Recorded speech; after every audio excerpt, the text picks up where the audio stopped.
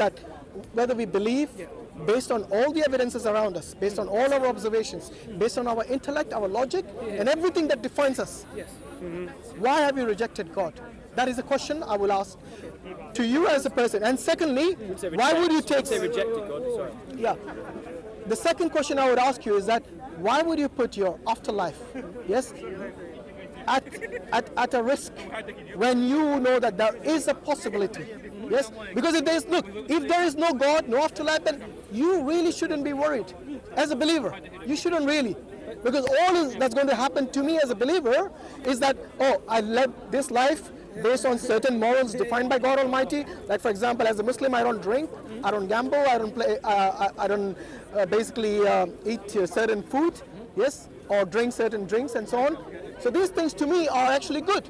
Because today the main cause of many of the family breakups and many of the issues with many problems in the society, and also much of the expenses today in the NHS is because of either drink driving or certain indirectly related to alcohol, or maybe through gambling or something like that. And if anything thinks objectively, they'll realize that these things which are forbidden are not really that bad. Because at the end of the day, the government hasn't banned this is because they are getting something out of it. They're getting revenue from it. Yes? So if you look at the VAT on these drinks and tobacco and the gambling, man, it's massive. So they're getting something that lines their pockets. So then they don't care about what really the consequences of drinking alcohol and gambling are in the society. Yes?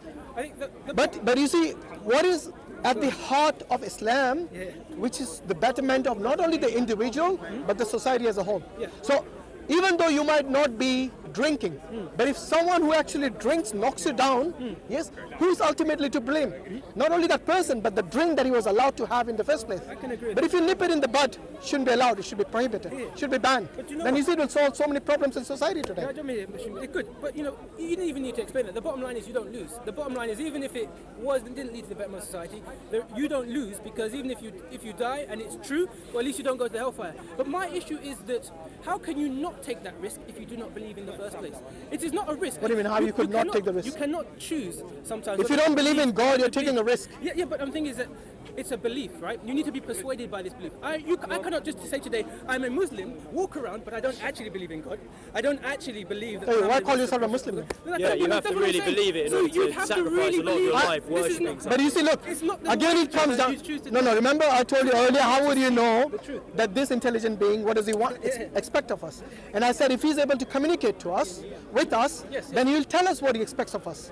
You see what I mean? So it's not something, we don't just believe in blind faith. No, it's not a blind faith.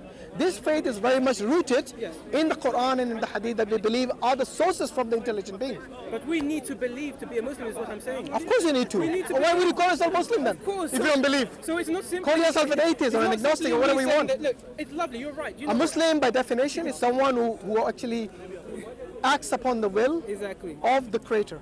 So he submits to the will of the Creator. And this is sourced in the Quran. Yes. And how? Yes. And the Quran is for us. A Quran is something which is a source that we know is communicated from the Almighty itself. Because one of the things. How do you know that? So there are certain. No, that's fine. There are certain things which are like an acid test in the Quran. So Allah tells us that if this book is from other than Allah, then surely you'll find contradictions in it. To this day, no one has found, who had looked at it objectively, no one has found contradictions.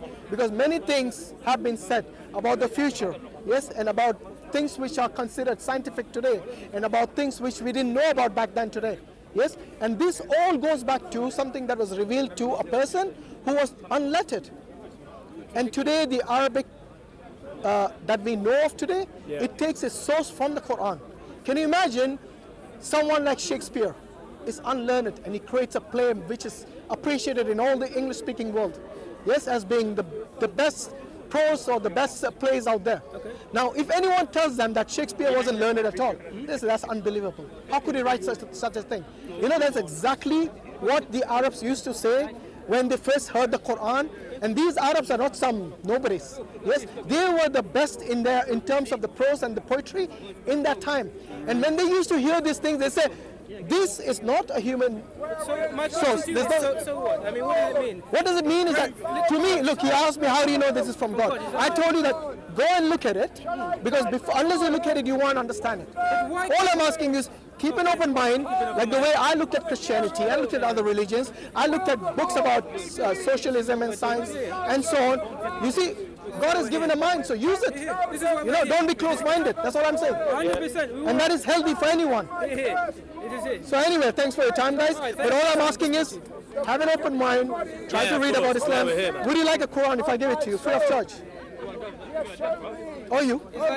And your offer is open to anyone who wants one. I have one. You have one? MashaAllah. What's your name, brother? My name Peter. Peter, and you are? James. I'm Hashim. Very nice discussing with you. But if you want a Quran, I'll give it to you one. Yeah, inshallah. You got a copy of the Quran? The Mormon, I have every book. But it's good. Yeah, it's good to discuss because, you know, we learn from each other. Of course. Yes. Can you get James for a Quran, inshallah? Yeah? Thank you very much. I actually haven't read the Quran.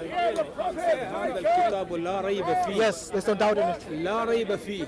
And in the meantime, says get one surah. You cannot, not today, not tomorrow, not ever. I gave them one acid test. Get me one author that they say this book there is no mistakes in it. Absolutely. They cannot.